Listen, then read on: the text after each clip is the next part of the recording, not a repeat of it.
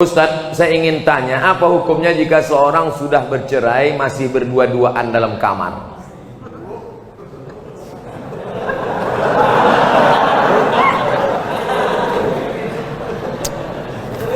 Laki-laki menjatuhkan tolak kepada perempuan, aku cerai engkau talak satu, maka dia masih satu rumah selama iddah 3 bulan, tapi tidak sekamar, hanya pindah kamar.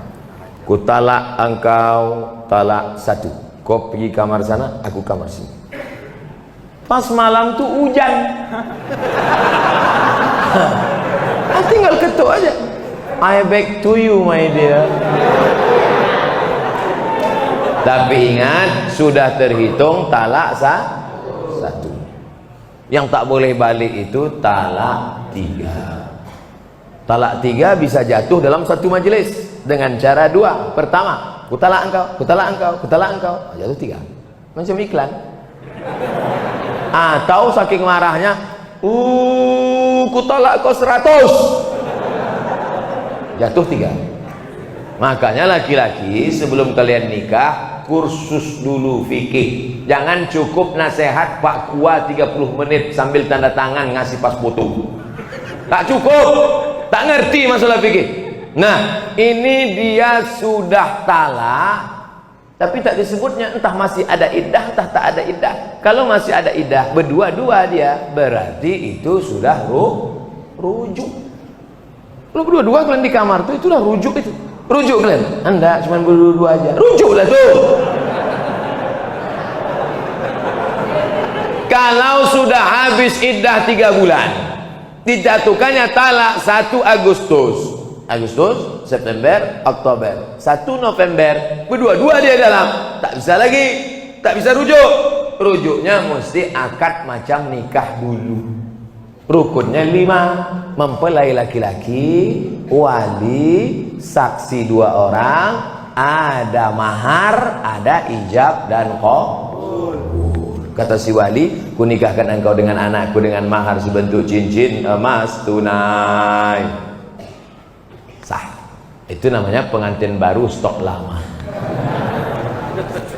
Apa hukumnya kami menengok mereka berdua? Kenapa kalian tengok?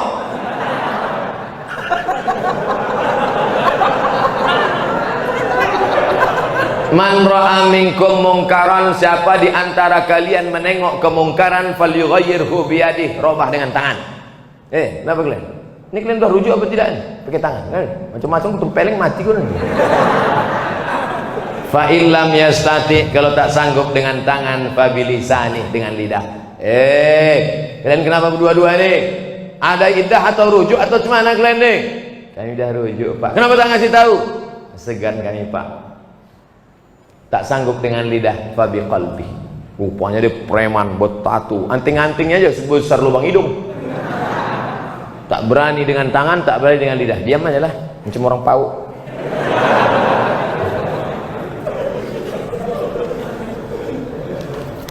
Pak Ustadz yang kami cintai, so sweet. Saya punya teman seorang peruqyah. Peruqyah itu artinya ustadz yang bisa ruqyah. Jangan kedukun. Kalau ini diganggu jin, diganggu setan, jangan ke dukun, tapi pergi ke Ustadz Ruqyah. Kalau untuk Medan Sumatera Utara namanya Ustadz Musdar Bustaman LC, penulis buku ensiklopedia Ruqyah. Cari di internet, Musdar Bustaman LC. Kakak kelas saya waktu di Mesir dulu, jenggotnya segini. Belum dibacanya ayat kursi, baru nengok jenggotnya, sehat orang.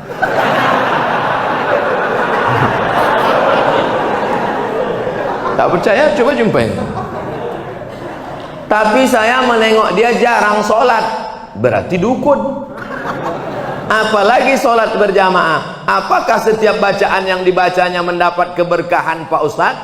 Maka casingnya ruqyah, tapi isinya berkawan dengan jin.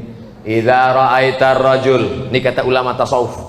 Idza ra'aitar rajul, kalau kau tengok ada orang yatiru fil hawa, bisa terbang di atas awan, yamsi 'alal ma', berjalan di atas air, terbang di atas awan, berjalan di atas air, jangan kau sangka dia wali Allah, tapi tengok bagaimana dia melaksanakan perintah Allah. Tak solat, wali setan. Solat sikit, wali murid.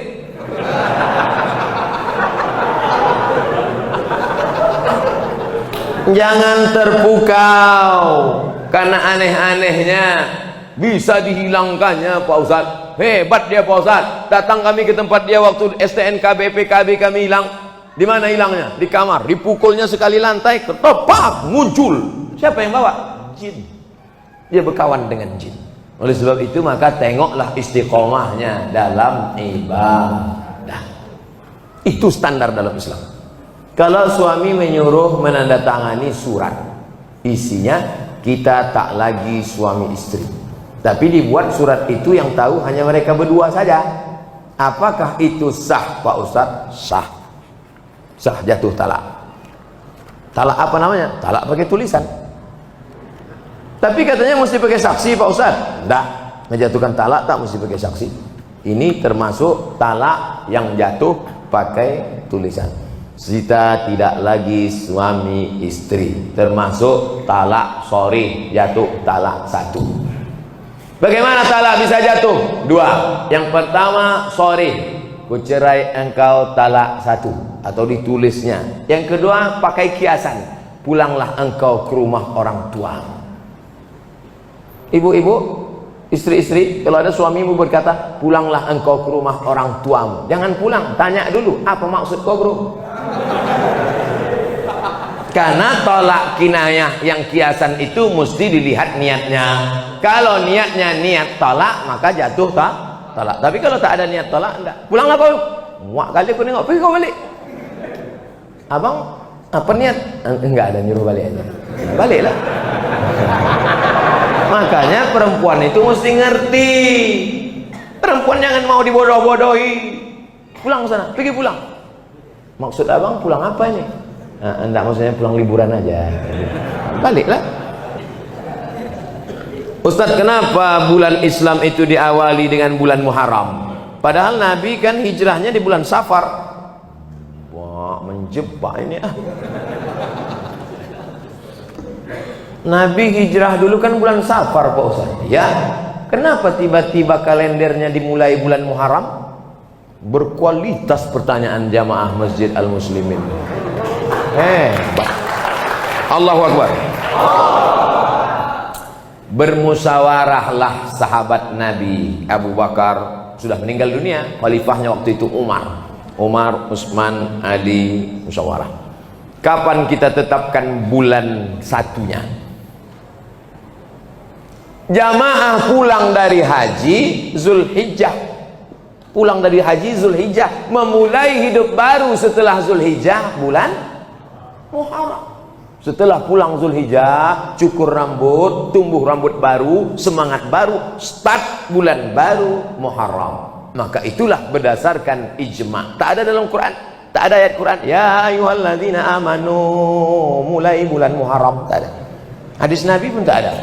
Karena penetapan bulan Muharram ini berdasarkan ijma' sahabat Nabi sallallahu alaihi wasallam radhiyallahu anhum ajma'in. Karena selesai pulang haji itu 3 bulan, berangkat bulan Syawal, di Makkah bulan Zulqa'dah, masuk Zulhijjah, habis wukuf di padang Arafah, mabit di Muzdalifah, Mina 3 hari, habis itu pulang ke kampung halaman, start bulan pertama Muharram. Maka ditetapkanlah penetapan awal kalender Islam 1 Muharram pada masa pemerintahan Umar bin Khattab.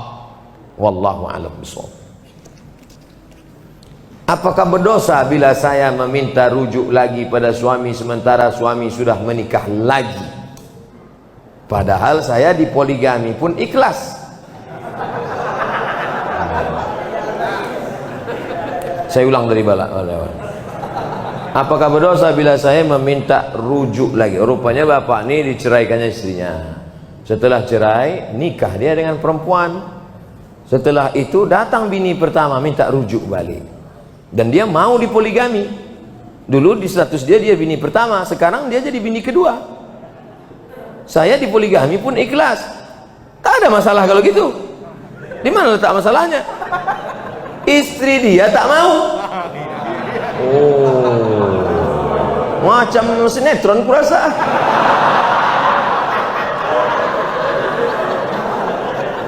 Istri dia tak mau dipoligami.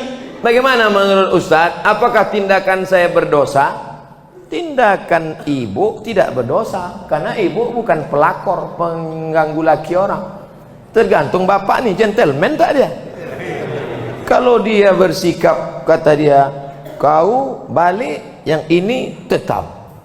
Tapi kalau dia takut, termasuk anggota istri, ikatan suami takut istri, maka tak jadilah. Nah, ini tergantung kepada si bapak nih. Ibu tak berdosa selama ibu tak melakukan perbuatan haram, tidak melakukan perbuatan maksiat, yang pula di WA dia tiap hari, bang, jadi kita balik. Jangan ganggu-ganggu dia, jangan goda-goda dia. Tapi bahwa dia mau balik, berani dia, maka tapi tidak semudah itu. Karena di Indonesia tidak boleh laki-laki menikah tanpa ada surat izin dari istri pertama. Ibu dianggap bukan istri pertama karena sudah lepas, maka istrinya yang sekarang ini yang pertama. Maka kalau kalian mau menikah, mesti ada surat izin dari ini, tanda tangan matre 6.000. Makanya ibu-ibu sebelum tidur malam pastikan keliling tempat tidur itu tak ada matre 6.000. Karena mana tahu kita pas sedang tidur kan diambilnya tangan. Selesai, pas tengok jadi.